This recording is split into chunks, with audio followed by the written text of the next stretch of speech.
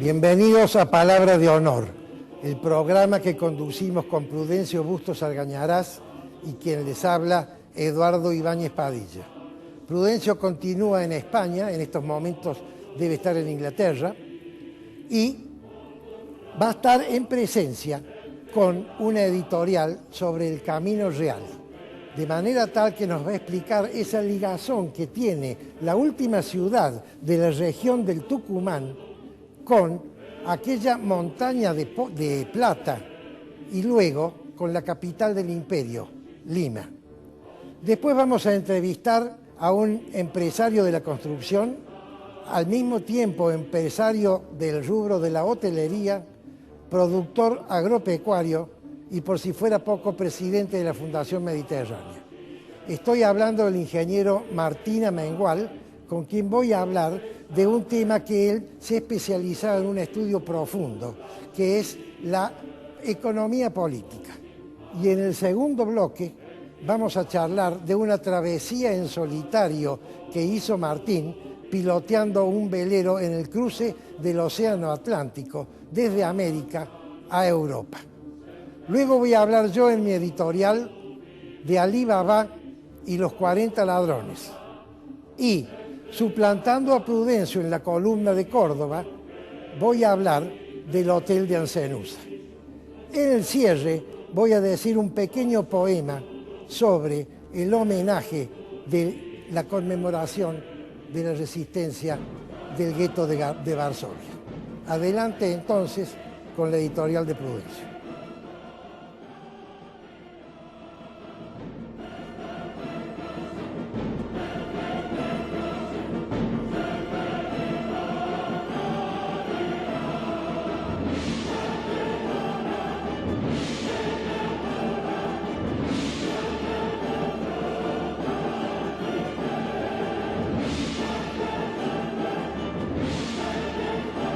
Isaías Goldman, el especialista en aire acondicionado y calefacción. Todas las marcas, todos los productos y sus repuestos con la mejor financiación. Isaías Goldman, el especialista. Bulnes, esquina Pringles, teléfono 589-0033.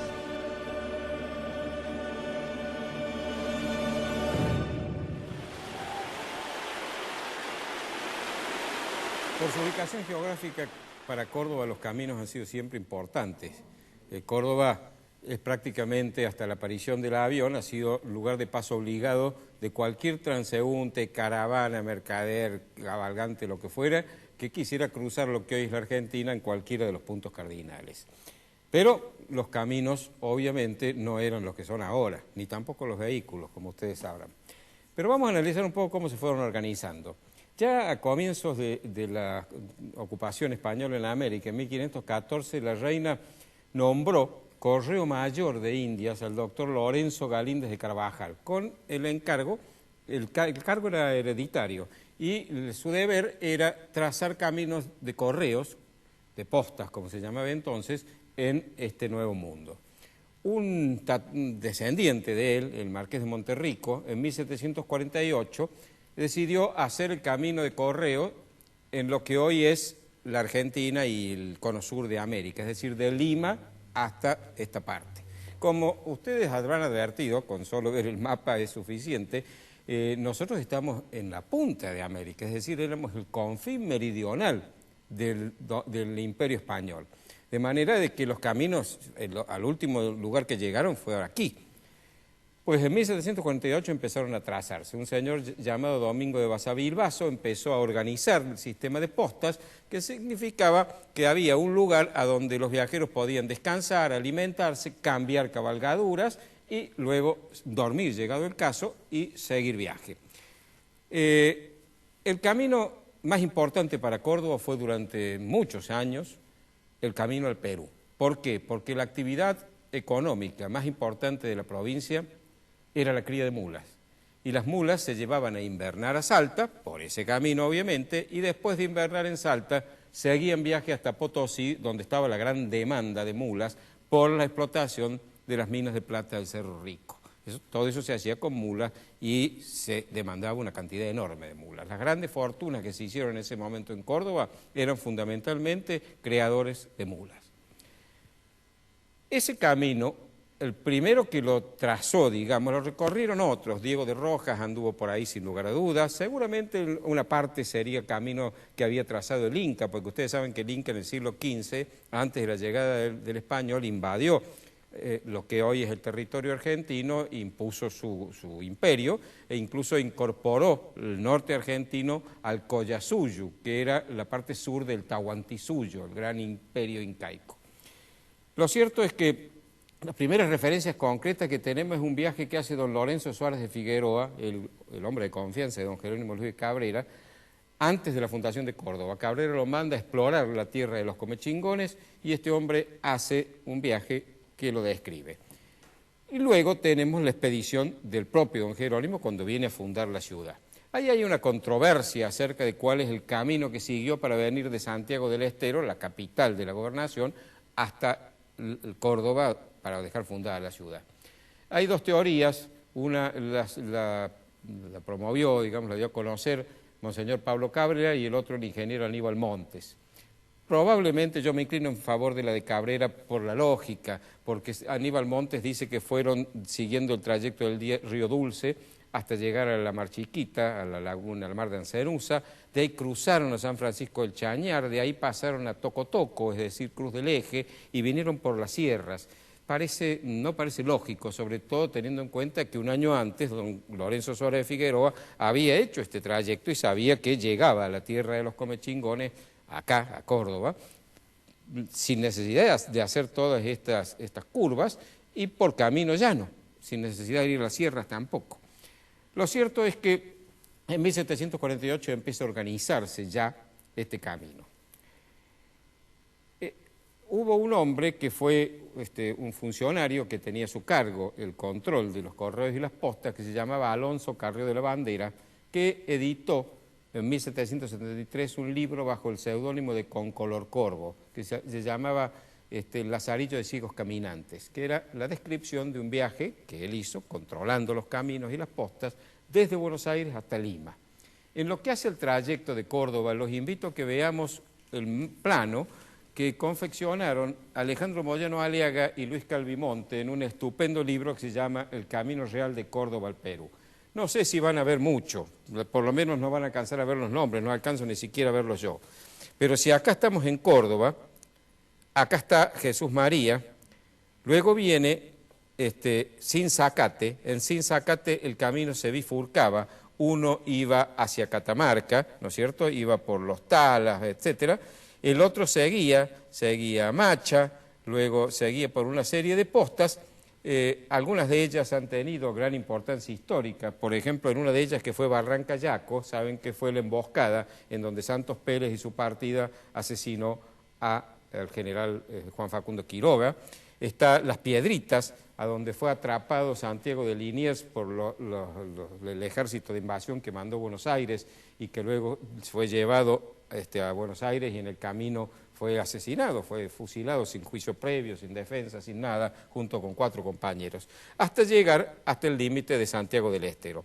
El camino del Bajo, que también existía, era el viejo camino que había trazado don Jerónimo Luis de Cabrera, que venía por este lado siguiendo un trayecto muy semejante al que sigue hoy la Ruta 9.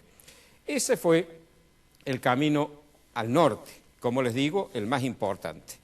Pero con el paso del tiempo, las minas de Potosí empezaron a perder importancia, empezaron a agotarse las vetas, el tráfico de mulas dejó de ser una fuente de ingresos como había sido antes, y el puerto de Buenos Aires había empezado sí ya a tener una gran importancia en el comercio ultramarino, y Córdoba empezó a comerciar a través del puerto, y ese camino de Córdoba a Buenos Aires adquirió una gran importancia. Alonso Carrió la Bandera con color corvo lo cuenta también y nos cuenta cuáles eran las postas.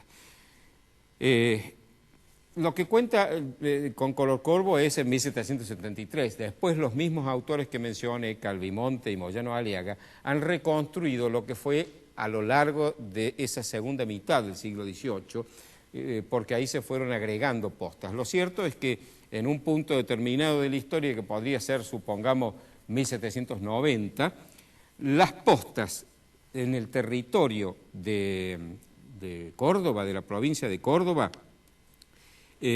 se empezaban en un lugar que se llama Esquina de la Guardia, en el límite con Santa Fe, que está cerca de lo que hoy es la población de Cruz Alta. Luego seguía Cabeza de Tigre, donde fueron fusilados Liniers, Rodríguez, Allende, Moreno, etcétera. Después venía el Saladillo de Ruy Díaz, a la orilla del arroyo Saladillo.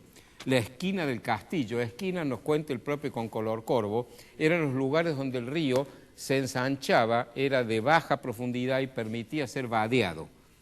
Luego venía Fraile Muerto, lo que hoy es la ciudad de Belleville, la esquina de Colman, que hoy equivale a Ballesteros Sur, Paso de Ferreira, a donde hoy están las ciudades de Villa María y Villanueva, y que ahí el río, ustedes han visto que el río Tercero ahí es ancho, ahí se vadeaba el río, o si estaba crecido se cruzaba en balsas. Luego venían Tío Pugio, Impira y la última posta antes de llegar a Córdoba, Pilar, donde estaba la antigua capilla que todavía está en pie en lo que hoy es la ciudad de Pilar. Estos caminos han sido espectadores y testigos de episodios de nuestra historia muy importantes. Todos los ejércitos que ha habido durante las guerras civiles, durante parte de la guerra de independencia, todo el tráfico comercial, todos los viajes de los personajes importantes que iban de un lugar a otro, evidentemente pasaron por este camino. Olvidé de decir, y lo digo ahora, que el descubridor del camino de Córdoba a Buenos Aires fue uno de los fundadores de Córdoba, don Alonso de la Cámara, que había viajado a España en 1580 y volvió en 1583 en la armada de un hombre que había sido nombrado gobernador de Chile, que se llamaba don Alonso de Sotomayor. Y como el barco se desvió de su rumbo por un temporal, Cámara los guió hasta el puerto de Buenos Aires y luego lo acompañó a Sotomayor desde el puerto de Buenos Aires, la ciudad de la Santísima Trinidad, hasta Córdoba. Y ahí dejó ya establecido el camino del puerto de Buenos Aires a Córdoba. E incluso, aparentemente, no está seguro, lo acompañó después a Chile, dejando también trazado un nuevo camino de Córdoba a Santiago de Chile, que era la sede de gobierno. Vamos a seguir hablando de estos temas. La próxima vez o una de las próximas veces probablemente les cuente otros episodios vinculados con estos caminos que siempre, como han sido testigos, como les digo, de tantos hechos, dan mucho para aprender de la historia.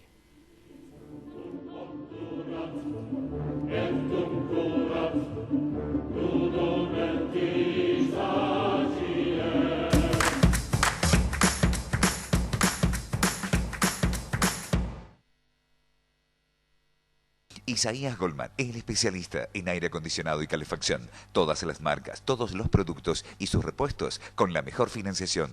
Isaías Goldman, el especialista. Bulnes, esquina Pringles, teléfono 589-0033. Centro Tomografía Computada Córdoba Sociedad Anónima. Instituto Ulton, líder en diagnóstico por imágenes. Primer instituto de cirugía ambulatoria mínimamente invasiva del interior del país. Avenida Vélez Arfiel 562, Córdoba, Argentina. Teléfono 0351-426-7700. Maluf y Asociados, desarrollos inmobiliarios integrales, 40 años, desarrollando emprendimientos de calidad. Obispo Salguero 775, planta baja, Nueva Córdoba. Teléfono 0351-460-2381. Ahora comprar tu auto es una experiencia única. Llegó AutoCity, un nuevo espacio con 0 kilómetros, usados, pista de prueba y área de servicios. AutoCity, los autos evolucionan. El lugar donde encontrarlos también.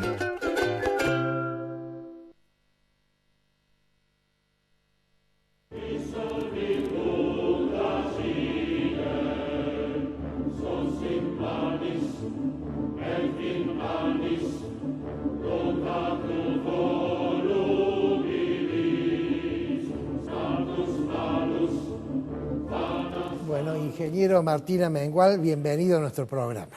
Bueno, muchas gracias, Eduardo. Martín, vos sos presidente de la Fundación Mediterránea, además de ser empresario.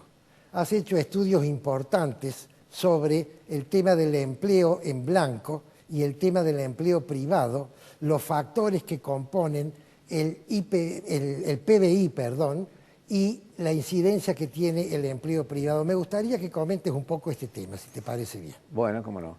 En primer lugar, los estudios lo han hecho el IERAL, el Instituto de Investigaciones de la Realidad Argentina y Latinoamericana, que es un instituto que se sostiene con la Fundación Mediterránea, que son los empresarios y otras instituciones, y este instituto de economistas, distribuido en 7 regiones argentinas, son los que, por supuesto, han llevado adelante el estudio, motivados por las iniciativas nuestras, pero en realidad, obviamente, es un estudio económico de profundidad que ha sido posible hacer con 36 investigadores en toda Argentina.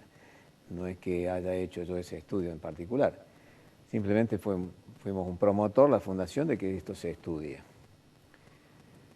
En realidad, el motivo de esta inquietud fue que, como todo argentino, uno tiene la duda de qué pasó en Argentina. Hace décadas, muchas ya, que Argentina entró en un proceso de deterioro que no es explicable tan simplemente, porque no hay problemas religiosos graves, no ha habido problemas políticos, no ha habido guerras, era un país que tenía condiciones culturales destacadas. Entonces se hace difícil entender qué nos sucedió. Y esto creo que es una inquietud que nos marca a muchos argentinos de nuestra generación, de nuestra edad, que hemos vivido parte de ese proceso. Entonces, a raíz de esa inquietud, uno se planteaba qué pasó en Argentina, que los recuerdos de nuestros años de juventud nos llevaban a tener una vivencia, que había una realidad de Argentina absolutamente distinta a la que se vive hoy. Era una Argentina donde todo el mundo tenía trabajo, donde había realmente condiciones dignas mayoritarias, y esto generaba un cuestionamiento. ¿Esto es real o ha sido real o era nostalgia que simplemente uno tenía de épocas pasadas? Claro, para sorpresa mía, en realidad no era lamentablemente nostalgia, era realidad. Y lo podemos empezar a corroborar buscando estadísticas, y el INDEC, que es una institución ampliamente confiable de Argentina hasta este último gobierno, había empezado a publicar el índice de pobreza en Argentina desde el año 68. Y hasta el 2008-2009 fue más o menos creíble, cuando ya después, obviamente, fueron bastardeadas. Explica qué es índice de pobreza.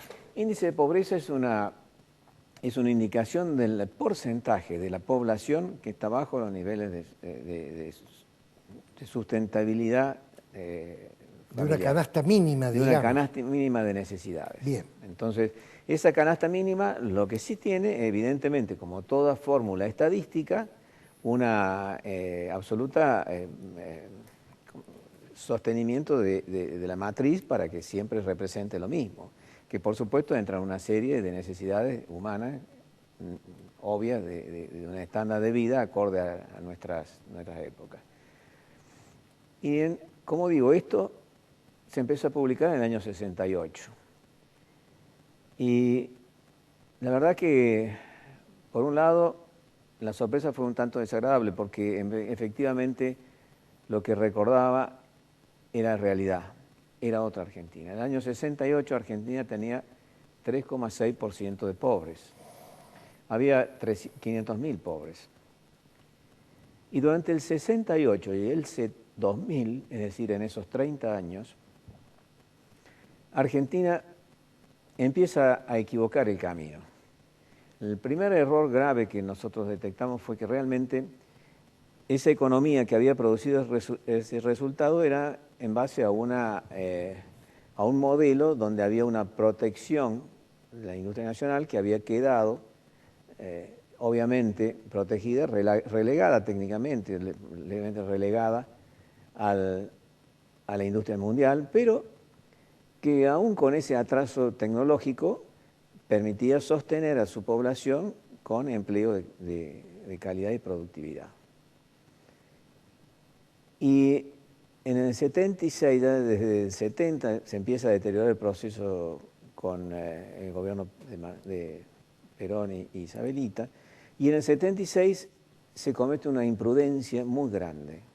La imprudencia de querer abrirse al mundo, incorporarse en la globalización en forma, digamos, en forma abrupta, sin ninguna protección. Sin ninguna protección, ninguna estrategia, simplemente abriéndose pensando que eso era suficiente para poner la competitividad de las empresas nacionales. Obviamente no estaban en condiciones de competir, más aún con un dólar, un tipo de cambio que obviamente favorecía la importación, desalentaba ya las exportaciones y se empezó un proceso de deterioro de la industria nacional que en ese momento era muy importante. Y esto, sumado a una serie de gobiernos absolutamente erráticos en sus decisiones a lo largo de 30 años. Tanto civiles como militares. Sí, los dos. Y más diría en el proceso militar, bueno, no solamente fueron las atrocidades que se cometieron desde el punto de vista de derechos humanos, sino también que lamentablemente desde el punto de vista económico hicieron un verdadero desastre. Como digo, después gobiernos que no tuvieron también ningún horizonte claro, no hubo un proyecto nacional, nunca se supo a dónde queríamos ir, ni nadie lo planteó, ni nadie lo acordó. Después también un poco contribuyó el proceso de la convertibilidad con un deterioro de la moneda. En definitiva, terminamos en el año 2000 de 3% de pobres con el 30% de pobres, de 500.000 a 12 millones de pobres. 12 millones de pobres para una sociedad no pueden ser gratis. Tiene que pagar muy caro ese error. Y lo pagamos caro. Pagamos caro porque yo creo que esa es una de las principales causas que subió un gobierno como el último gobierno que hemos tenido, el penúltimo, de los Kirchner, que creo que manejaron atrás de una bandera de inclusión que era verdaderamente la verdadera necesidad que tenía Argentina. A través de esa bandera de inclusión se manejó, a mi modo de ver, un proyecto de poder. Mucha gente creyó en eso y lamentablemente, obviamente, no mejoró para nada la situación de pobreza en Argentina, pese a las condiciones favorables. Y seguimos con 12, 13 millones de pobres. Es decir, esta sociedad en estas condiciones no es solamente terriblemente injusta, es que es lo que normalmente y en forma preliminar uno piensa, es también económicamente inviable, desde el punto de vista fiscal del Estado y desde el punto de vista del camino hacia un país desarrollado. ¿Por qué? Porque esta pobreza se generó por una fundamentalmente pérdida de empleo, pero más que pérdida de empleo, por la pérdida de calidad de empleo. Y uno lo ve claramente analizando este proceso de todas estas décadas. ¿Qué pasó?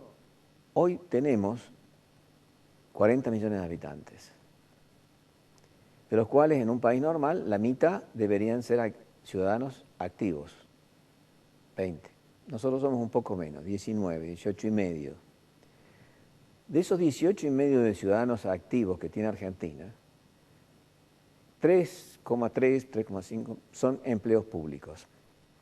Quedan 15 millones de empleados o ciudadanos privados que trabajan en producción privada.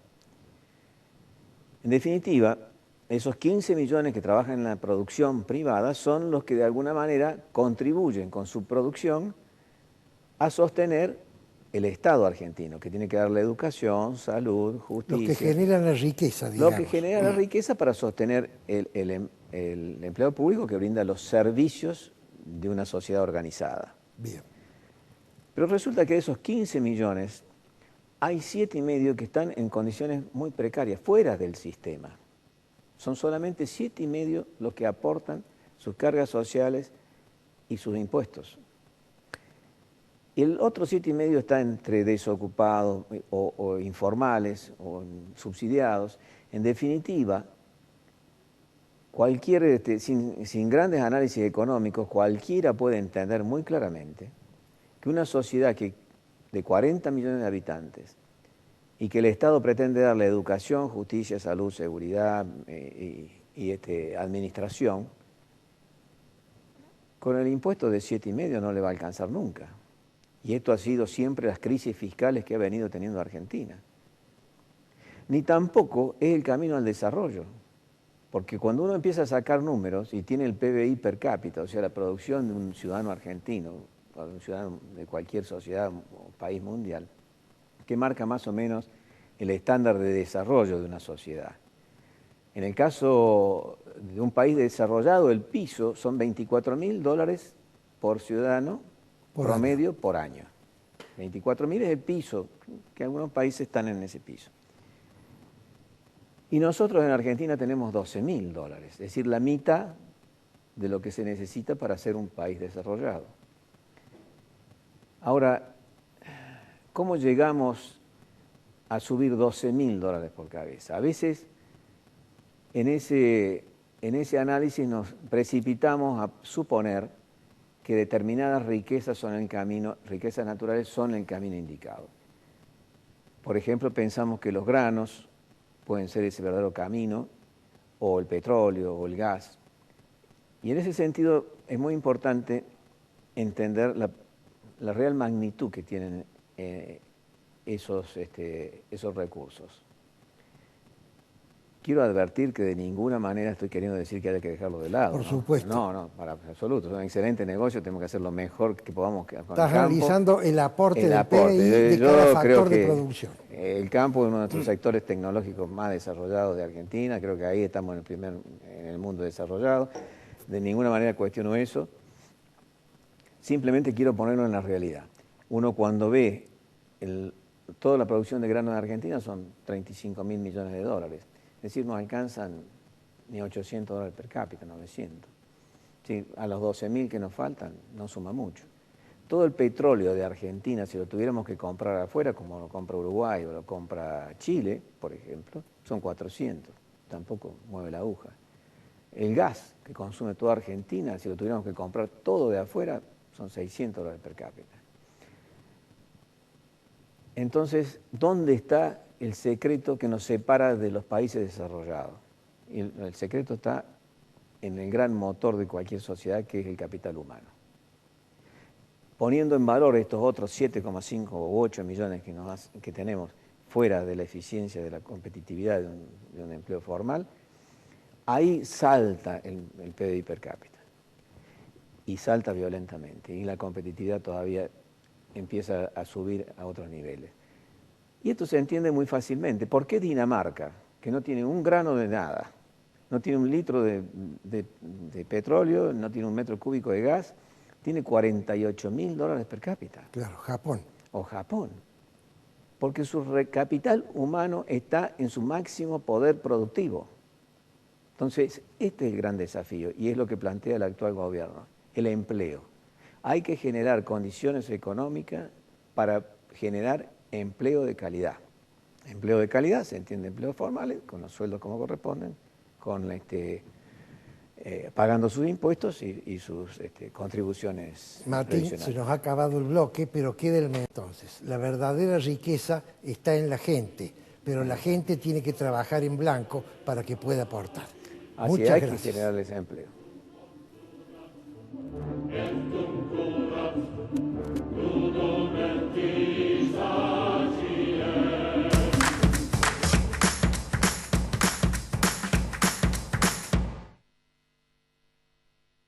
Isaías Goldman, el especialista en aire acondicionado y calefacción. Todas las marcas, todos los productos y sus repuestos con la mejor financiación. Isaías Goldman, el especialista. Bulnes, esquina Pringles, teléfono 589-0033. Centro Tomografía Computada Córdoba Sociedad Anónima. Instituto Ulton, líder en diagnóstico por imágenes. Primer instituto de cirugía ambulatoria mínimamente invasiva del interior del país. Avenida Vélez Arfiel 562, Córdoba, Argentina. Teléfono 0351 426 7700. Maluf y Asociados, Desarrollos Inmobiliarios Integrales, 40 años, desarrollando emprendimientos de calidad. Obispo Salguero 775, Planta Baja, Nueva Córdoba. Teléfono 0351 460 2381. Ahora comprar tu auto es una experiencia única. Llegó AutoCity, un nuevo espacio con 0 kilómetros, usados, pista de prueba y área de servicios. AutoCity, los autos evolucionan. El lugar donde encontrarlos también.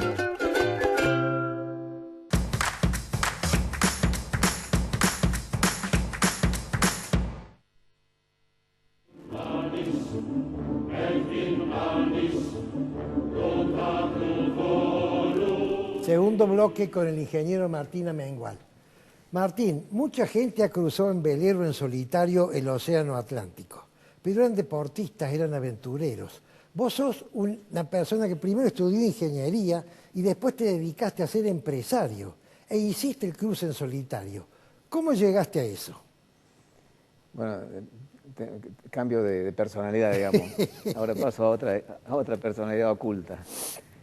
En realidad yo quiero advertir que no se me ocurrió cruzar el Atlántico de un día para otro. Por cierto, me imagino. No fue ese el caso. Yo descubrí la náutica, no era joven como podría haber sido, era joven, pero no un chico como se aprende a navegar, sino tenía 27 años. Un amigo me subió a un velero, un amigo que hoy trabaja conmigo después de tantos años juntos, y no me bajé más de un velero.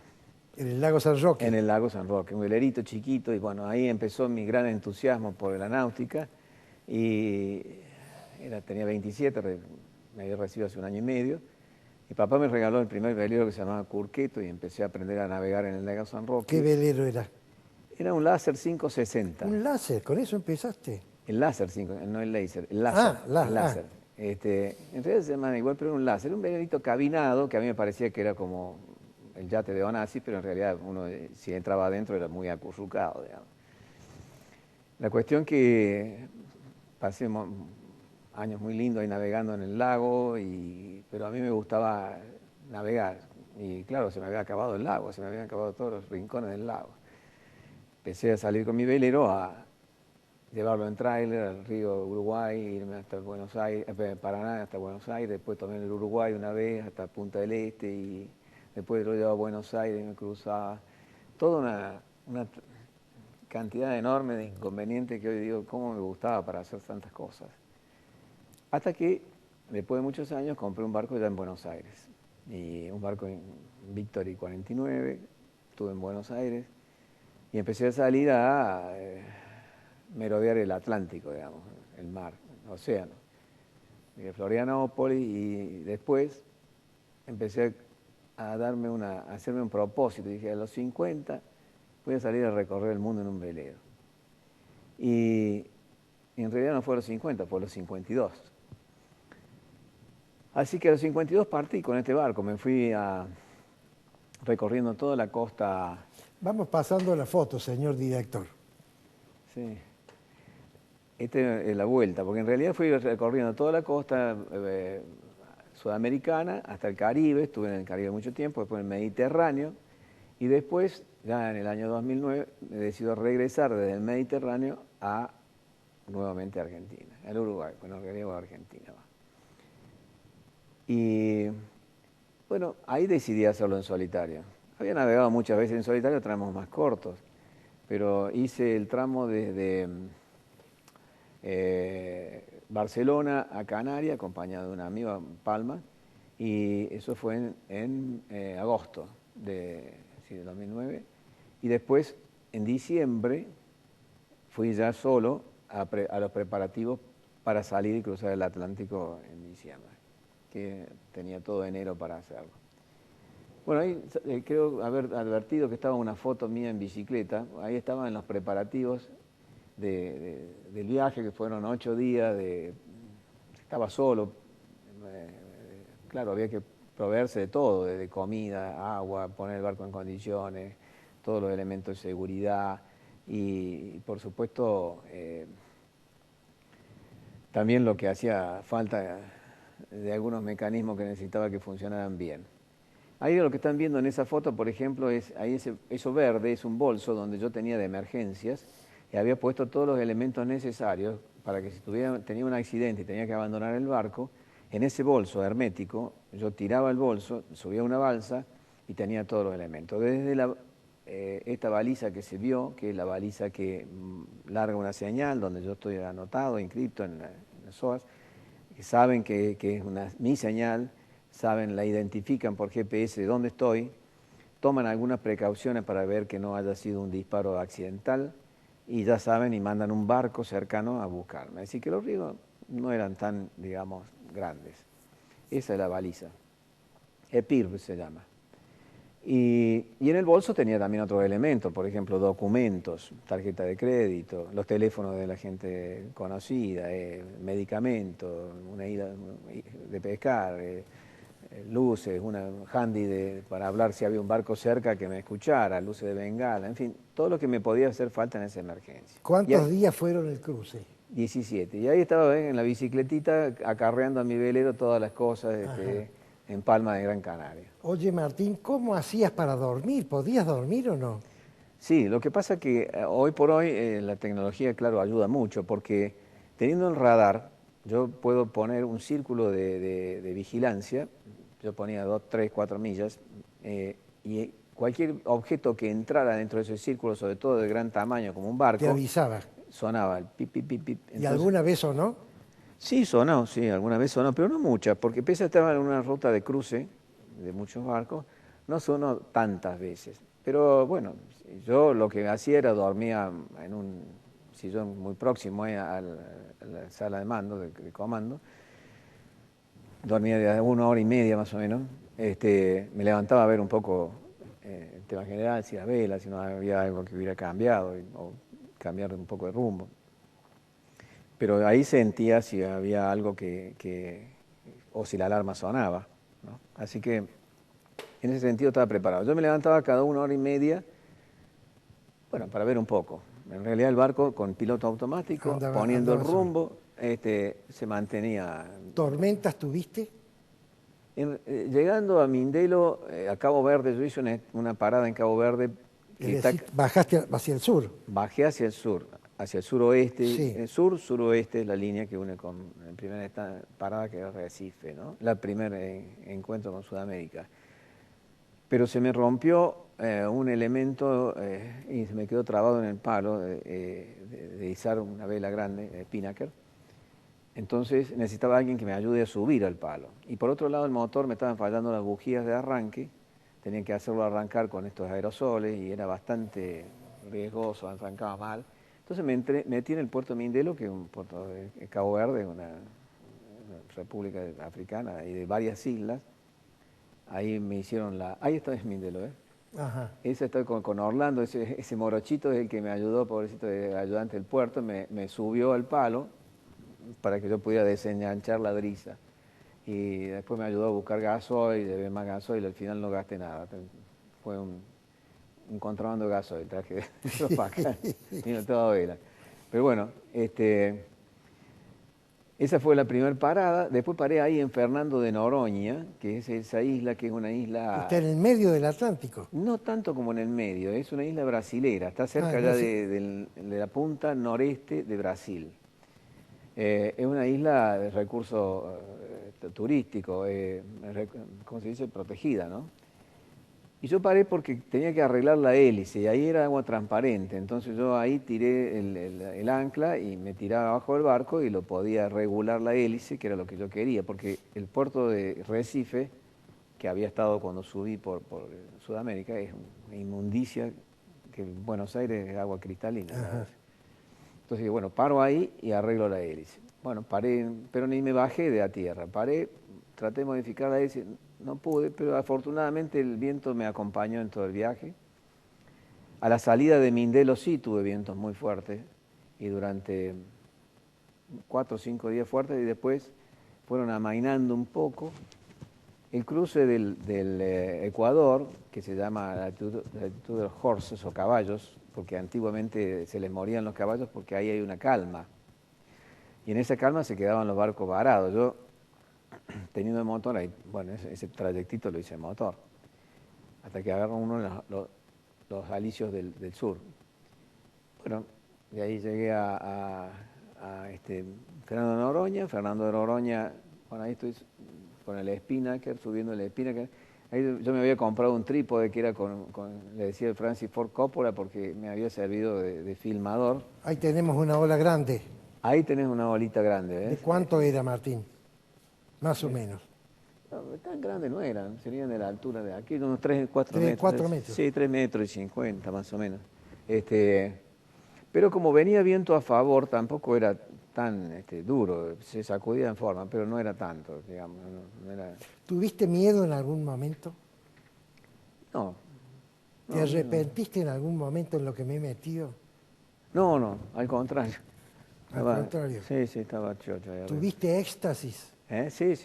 Me encantaba estar ahí arriba. Hay una situación, yo soy kayakista. Pero no vaya a creer que soy tan valiente para todo eso. No, ya lo sé, pero has cruzado en solitario.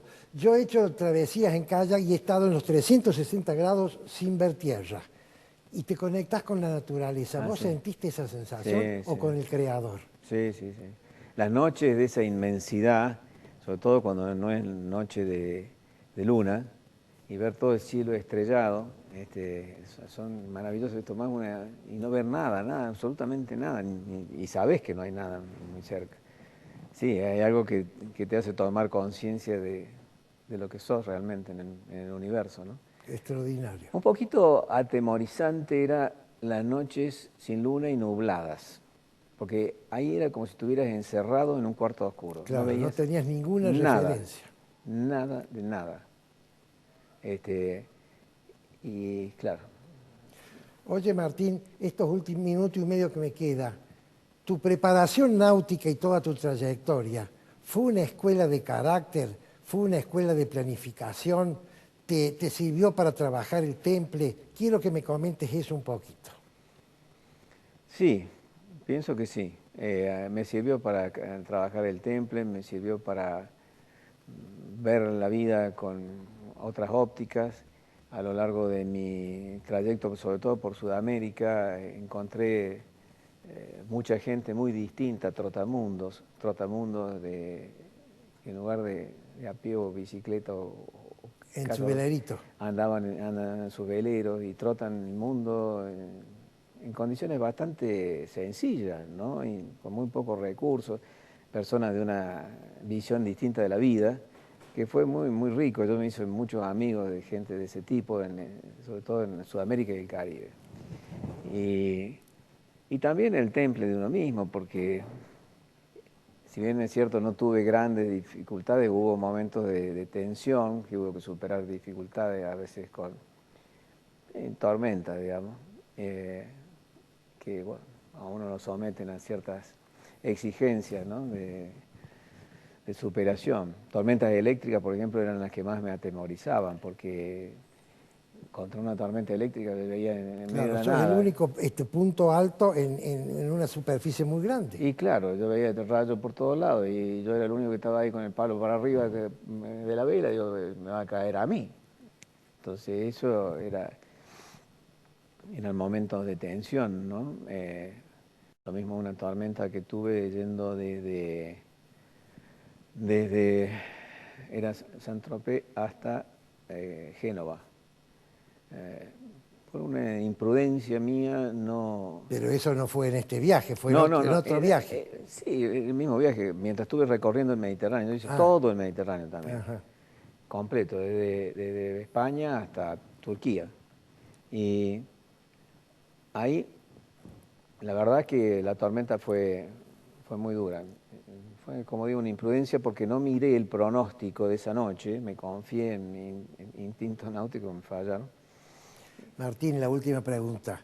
¿Ha sido uno de los grandes hitos de tu vida este cruce en solitario del Atlántico? Si vos tuvieras que nombrar las 10 cosas más importantes que hiciste, ¿estaría incluido esto?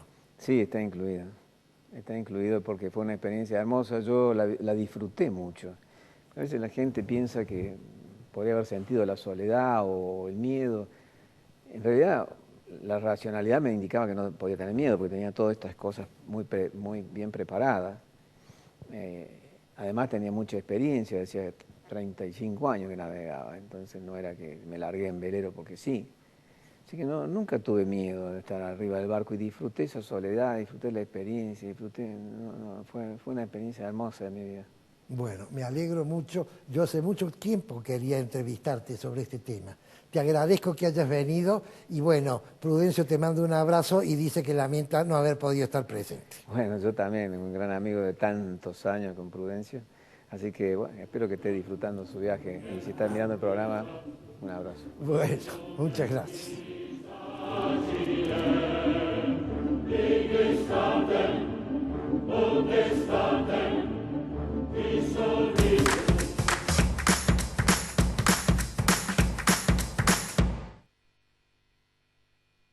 Isaías Goldman, el especialista en aire acondicionado y calefacción. Todas las marcas, todos los productos y sus repuestos con la mejor financiación. Isaías Goldman, el especialista. Bulnes, esquina Pringles, teléfono 589-0033. Ahora comprar tu auto es una experiencia única. Llegó AutoCity, un nuevo espacio con 0 kilómetros, usados, pista de prueba y área de servicios. AutoCity, los autos evolucionan. El lugar donde encontrarlos también. Maluf y Asociados, desarrollos inmobiliarios integrales, 40 años, desarrollando emprendimientos de calidad. Obispo Salguero 775, planta baja, Nueva Córdoba. Teléfono 0351 460 2381. Centro Tomografía Computada Córdoba Sociedad Anónima. Instituto Ulton, líder en diagnóstico por imágenes. Primer instituto de cirugía ambulatoria mínimamente invasiva del interior del país. Avenida Vélez Arfiel 562, Córdoba, Argentina. Teléfono 0351 426 7700.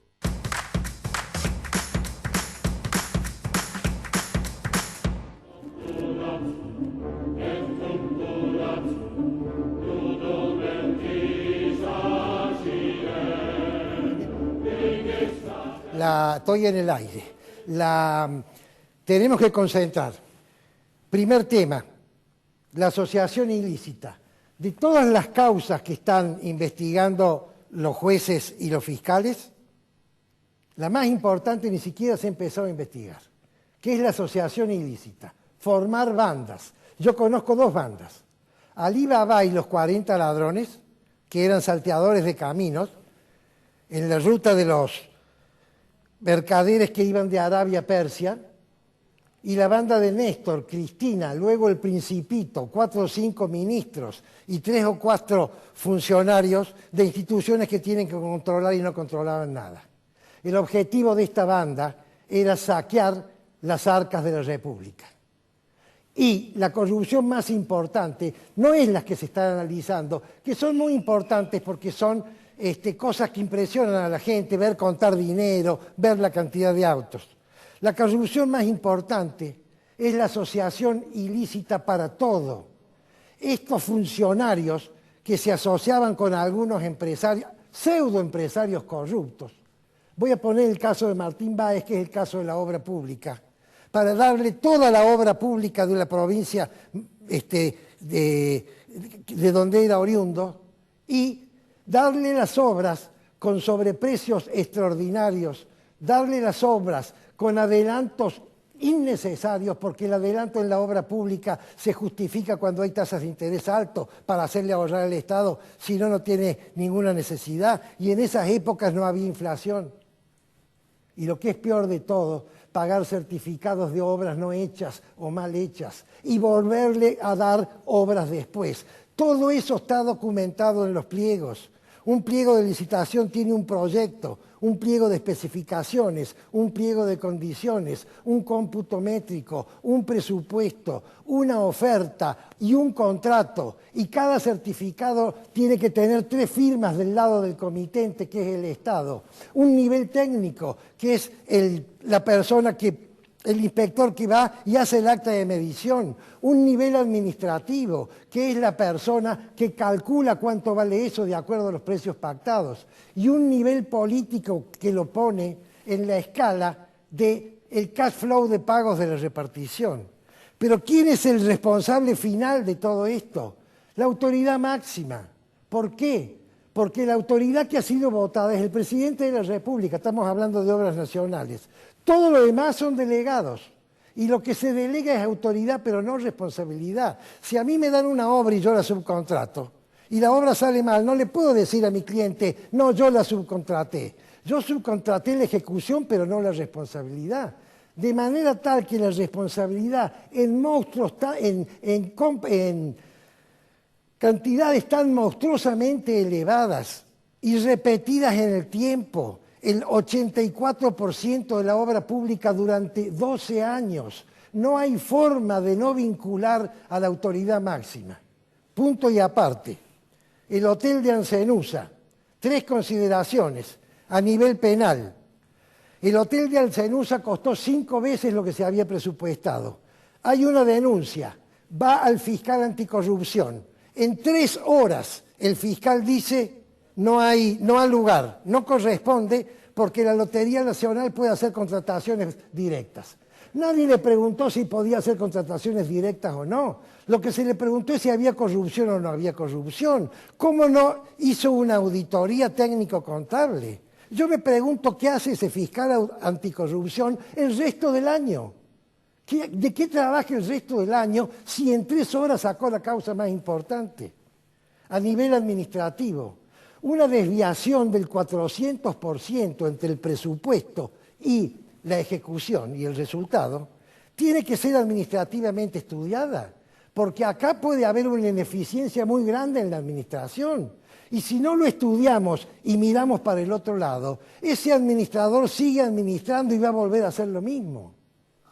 Y a nivel político, el gobernador de una provincia no tiene que decidir hacer hoteles. Quiere desarrollar el turismo en una zona. La zona de Ancenusa es extraordinaria. Yo le he navegado 28 años. Hemos explorado todas las islas del interior con mi gran amigo Carlos Nieto y luego Roberto Milano. Pero quiere desarrollar Miramar, entonces lo que tiene que hacer, primero las 2 rutas de acceso, que no se puede llegar porque están destruidas. Después es sacar todos los escombros. Después es hacer una costanera, está hecha en la mitad. Después, la zona de transición entre la línea de máxima Rivera y la de mínima, que cambia cada 20 años, y son 2 cuadras de diferencia que se tragó los hoteles más importantes de Miramar. Ese espacio tiene que ser un espacio de parques y paseos con construcciones muy livianas. Y después quiere promocionar, entonces haga promoción pero verdadera. Lleve deportes náuticos, haga avistajes de aves, desarrolle lo que tiene Mar Chiquita. El otro día leí en un artículo de La Voz del Interior, no me acuerdo el autor lamentablemente, una frase que me gustó mucho que decía: si usted quiere ver hormigas, no construya un hormiguero, ponga un terrón de azúcar. Lo que tiene que hacer el Estado es la promoción y el desarrollo, no hacer el hotel, porque el Estado no es hotelero. ¿Saben por qué no es hotelero? Porque el hotelero privado, si se equivoca, se funde. Entonces desaparece y queda el exitoso. El hotelero público, este señor o señora, no sé a quién se le ocurrió esto, se equivocó y no pasó nada. No sé si sigue en el puesto, pero la estructura política sí sigue en el puesto. Van 5 periodos, señores. Vamos a seguir votando a esta gente que comete estos errores administrativos enormes. Y lo seguimos defendiendo con el voto y lo seguimos eligiendo. Bueno, esa es la decisión nuestra, queridos amigos cordobeses. Paso al último tema. El jueves pasado, en el Teatro Real, se hizo el homenaje en recordación al levantamiento del gueto de Varsovia en la Segunda Guerra Mundial. El gueto eran barrios cerrados donde los nazis metían a los judíos y no los dejaban salir de ahí, les hacían poner una estrella amarilla y los controlaban, tenían que volver a dormir ahí. Y cada vez los controles fueron más grandes. Y llegó un momento tal que eran prácticamente prisioneros.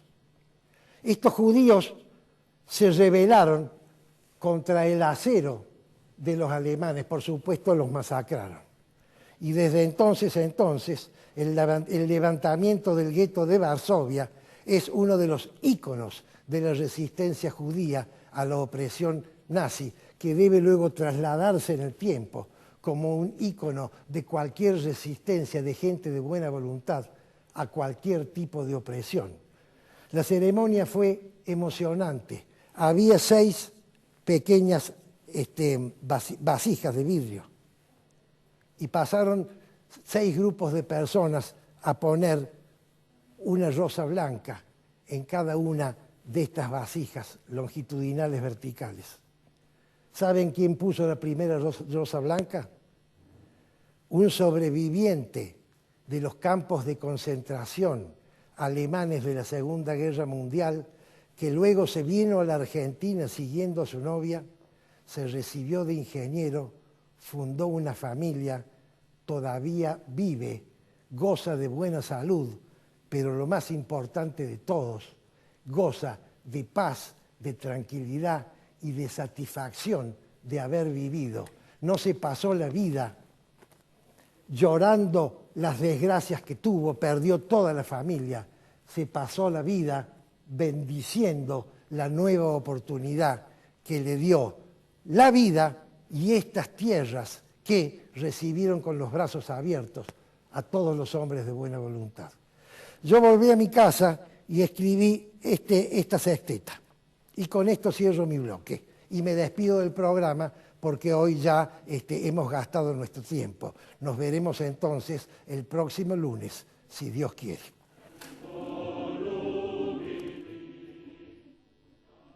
Y al mismo tiempo de abríos, pusieron 6 rosas blancas por el gueto de Varsovia, sufrido por los judíos, pues ya no hay zonas estancas y los tuyos son los míos.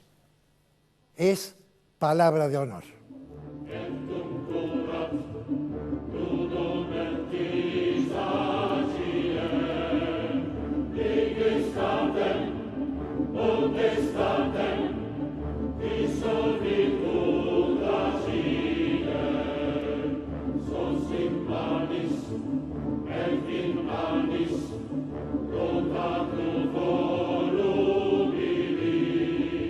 Isaías Goldman, el especialista en aire acondicionado y calefacción. Todas las marcas, todos los productos y sus repuestos con la mejor financiación.